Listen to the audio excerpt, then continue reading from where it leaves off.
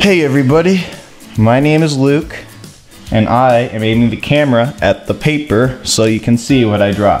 Why? Because I'm going to teach you how to draw Story of Trey. So I always, when I first draw, I start with the eyes. God, this is going to be hard to angle. When I draw, I usually do a U. And you have to position it if you want like a full body scale. Sometimes I draw the eye too big and the feet like end up going below the paper, so I have to like make the eyes a perfect scale. So I think that U right there, you see that U? Right there in the paper? That's his eye. And I'm gonna do, that's not a different kind of eye. I'm gonna put a little line above it. Don't make it straight, make it bumpy. So this is what I got so far. Like a little U with a bump above it. Alright, and then for the nose, I get into the nose and scale the nose. Now for Trey, you're gonna want to do a bump right below the U right here. Half an oval. It's not really an oval, it's more of like a, I don't know what to call it, but that's his nose. So you do, this is it so far. His eye and his nose. And then you're gonna get with his other eye. I guess I could just like do another bump like we did before, like right here above for the eyelid, and then we go down and fill in the U. So now you got his eyes and his nose. So when I get that, I usually just do a quick thing right here. You see what I did was small. I added a line right there below his eye. Now, I'm gonna scale his jaw. So I usually do a circle. I try to do a perfect, good circle right here, so it looks good and cartoony. A little, no, I think that's too big. Sometimes you gotta like erase it and figure out how it works. That was actually okay. And so there's his jaw. Now we got this. Now, you're gonna want to do his ear and scale how far back his head will go. So this ear right here, no, that's terrible. That is terrible. His ear, there we go. Then we got a good ear. And now, when I draw his eyebrows, I don't color his eyebrows in. I mean, I just do bumps. So like one eyebrow right here. Oh, one eyebrow, and you can change the emotion. If you want him confused, you do one down like this, like let's say just like one regular eyebrow, and maybe you could like lift one up like that and do a squiggle. So now his eyebrows and eyes are a great way to show how the character is feeling. So look, this isn't really a perfect example. Maybe I could have made that a little more bumpy, but you see how that eyebrow's up and that eyebrow's down? That shows he's like wondering about something. Maybe you don't want him doing that. Maybe you want him mad because Ethan just ate his candy or something in the script. So you just do this. Two really indented bumps, and now he looks mad. I mean, not really because it's not completed, but eyebrows are key for showing how, and eyes in general are key for showing how the character is feeling. And that's not just with animation, that's with anything, even filmmaking. So eyes are really important. So right now we're just gonna do his regular straight face eyes, okay? He's gonna look like this, straight face eyes. Now we got that. God, there's so many erase marks now because I was doing samples. Okay, now we're gonna do his hair. I like making really spiky hair. And when I thought of the idea for Story of Trey, I was a sophomore in high school, and I just got back from bleaching my hair. I had like it spiked at the tips, and then I had like the middle like was my natural hair brown color, and then that inspired me to make Story of Trey and make him that kind of hairstyle. And I promise you, it's not a Johnny Test ripoff. It's off my own creativity. Okay.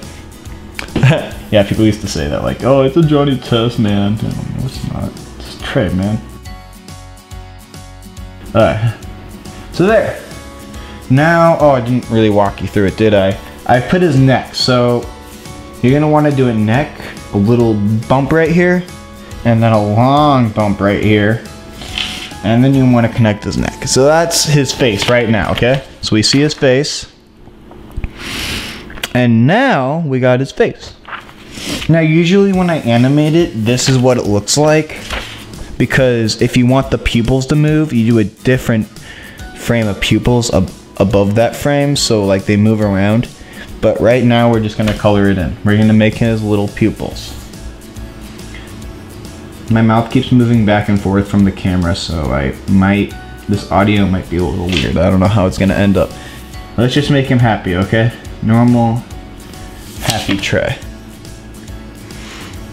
There. And now, you're gonna want to have his shoulder blades. Now, when I animate him, I just usually like have a torso and then I animate the arms and make it separate because the arms usually are animated, moving. But for this one, we're just gonna color in his arms or draw his arms. So usually, I don't just draw a quick. You'll see. Oh, this is too long. Shorter. So you see how this is actually kind of inspired by Simpsons. You see how the arm just has those little two notches right there, like those two things that curve in. We're gonna draw his arm right here. So you don't just quickly draw the whoosh. I like having a bump.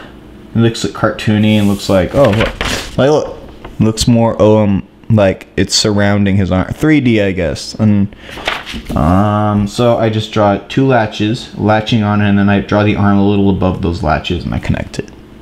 So yeah. And then now for me, when I draw the hands, for beginners, for usually anyone who wants to like make it look really nice, you draw circles, but usually I just do this. And I scale how far fingers, and I only use 4 fingers for each. But if we have a hard time drawing hands, a great way to practice is doing circles.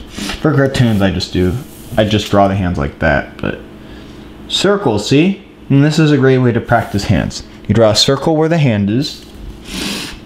And if you're really having a hard time placing where the fingers are, just do circles for every limb of the finger. And usually, Trey only has 4 fingers because this is a Simpsons-y cartoon or a South Park-y or, you know, whatever you want to call it. It's just a stupid cartoon I make. And you get the idea. No, that looks terrible. That looks like Cyclops, but you know what I mean. It's easy to figure out where the hand will be. And I guess that's more for like realistic drawings, but you get the idea. If you're having trouble, circles are great. That's a terrible hand, but yeah, I just want to get this video going, so we're gonna leave it like that.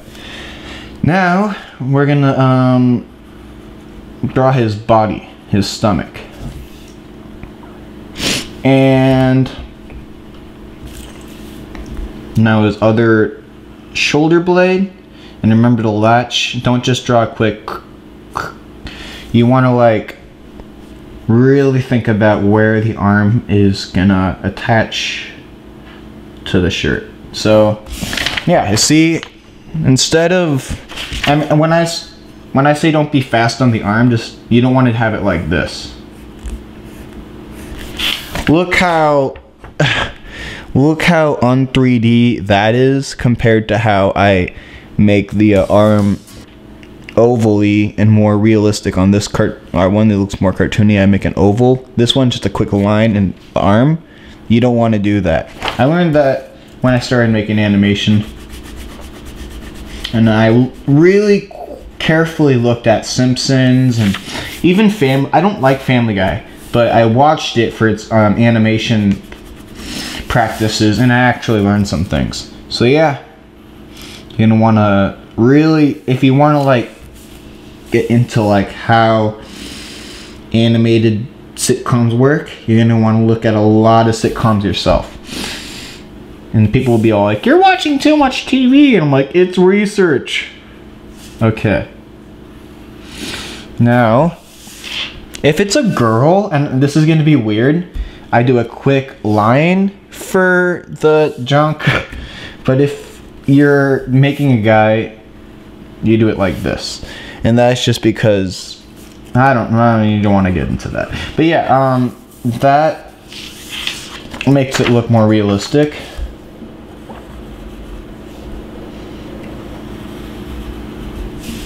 More accurate. And now you have his legs. And now, when I used to make Story of Trey, I just used to do a quick, well, I start with this foot, because if I do this foot first, this foot will be overlapped. So you start with the foot that is in front of the other foot. And then, that's how I used to do it. But now, I had the soles of the shoes, because it looks more realistic, and I had the laces. Oh, and I didn't add his belt before. I add his belt now, and I add like a little square, and I put a little square in that square. And then, oh, I just thought of something. If you want to learn how to color Story of Trey, how I do it, I can do a video on that. But that is how you draw Story of Trey. If you have any more questions about details, leave a comment in the below section. Thank you for watching this episode of Feece School. Have a good day, man.